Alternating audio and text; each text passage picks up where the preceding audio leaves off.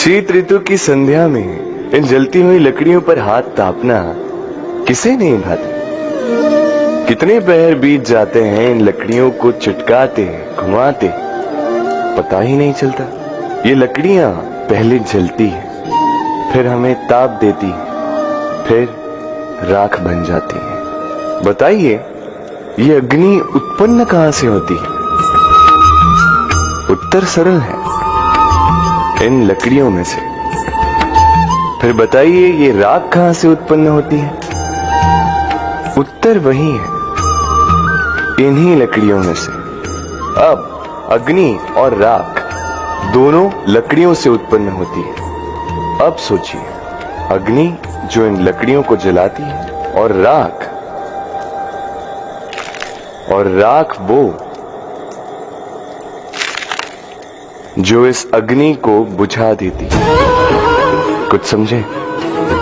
आपकी ऊर्जा आपके भीतर से उत्पन्न होती है, और नकारात्मकता रूपी राख, उसका निर्माण भी आप ही के भीतर से होता है। तो अपने भीतर के प्रकाश को जगाकर इस संसार को प्रकाशित करना चाहते हैं, या अपनी भीतर की नकारात्मकता को जगाकर इस संसार में अंधकार फैलाना चाहते हैं?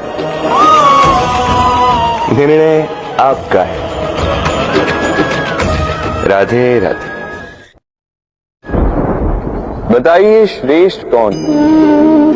रेशम के धागे बनाने वाला, या उन धागों को बुनकर वस्त्र बनाने वाला? निश्चित रूप से वस्त्र बनाने वाला। अब बताइए, श्रेष्ठ क्या है?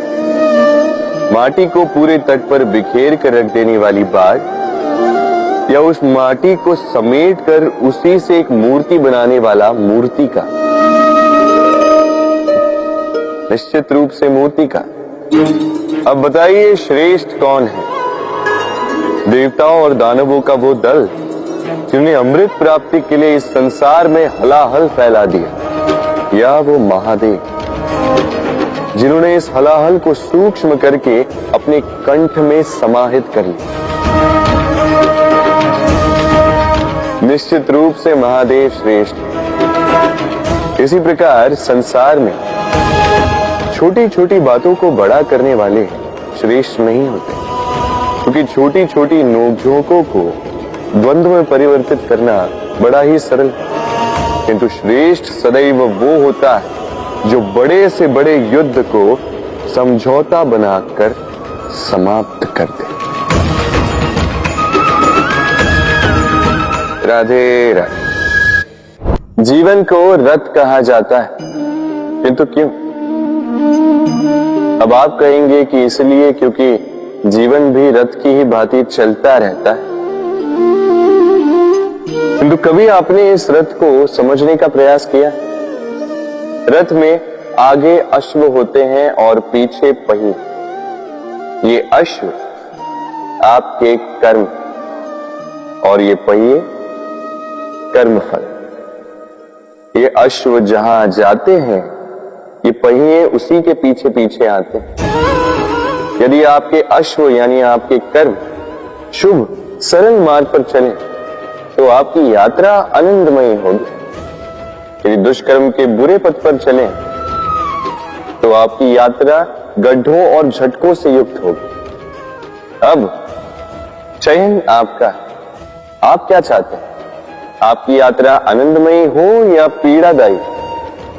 अपने कर्मों के अश्वों को नियंत्रण में रखें। फल का पहिया सदैव आपको मधुर रास ही देगा। राधे राधे।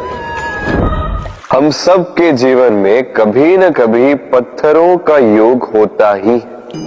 ये संसार हम पर कभी न कभी पत्थर बरसाता ही। कभी हमें बुरा समझकर, कभी हमें असफल मानकर, कभी हमें बुद्धिहीन मानकर। कारण बहुत सारे हैं, किंतु इन पत्थरों से हमें चोट खानी है या नहीं, ये हमारे हाथ में है। या तो आप इन पत्थरों से चोट खाकर आंसुओं में डूबे रह सकते हैं, या यदि आप चाहें तो इन पत्थरों से सेतु बनाकर समस्या का सागर पार कर सकते हैं। निर्णय आपका। ये पत्थर प्रतीक है हमारी निंदा का, हमारी आलोचना का। जो इस आलोचना को नकारात्मक ले गया वो केवल कष्ट ही पाएगा, और जिसने इस आलोचना को विकास का आधार बना लिया वो सफलता के शिखर चढ़ेगा। इसलिए स्मरण रखिएगा, आलोचना आपका शत्रु नहीं, आपका सबसे बड़ा मित्र है। राधे राधे।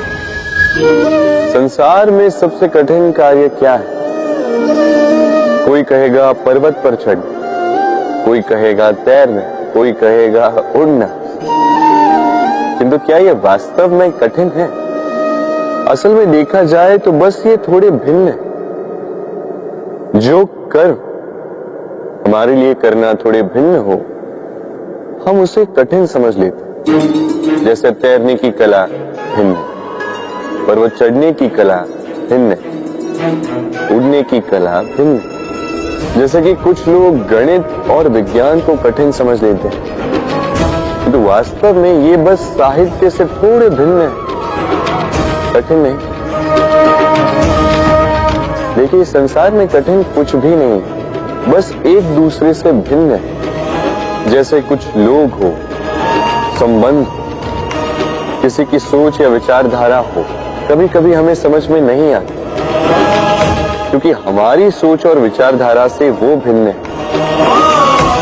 किंतु यदि ये समझ लिया जाए कि वो कठिन नहीं, बस थोड़े भिन्न है, तो अनेकों संबंधों को बचाया जा सकता है। राधे। मीठा पानी सबको भाता, परंतु खारा पानी किसी को नहीं भाता। अब सोचने वाली बात यह है कि मोती समुद्र की गहराइयों में ही बनता है, खारे पानी के मध्य में रहकर, हर क्षण भक्षकों से टकराकर, अपने अस्तित्व को दांव पर लगाकर ही सीप मोती प्रदान कर पाती। कभी सोचा है क्यों? क्योंकि बिना संकटों का सामना किए, बिना विषम परिस्थितियों में उलझे आपको सुख प्राप्त नहीं होगा। इसलिए निडर होकर संकटों का सामना कीजिए और मेरे साथ प्रेम से कहिए, राधे राधे। हम सब समय की महत्ता को पहचानते हैं। समय ही हमें बनाता है, समय ही हमें नष्ट कर देता है। कभी समय ठीक चलता है तो कभी बहुत ही खराब समय आता है। विचित्र बात यह है कि हम फिर भी समय को ही नष्ट करते हैं। स्मरण रखिएगा, समय के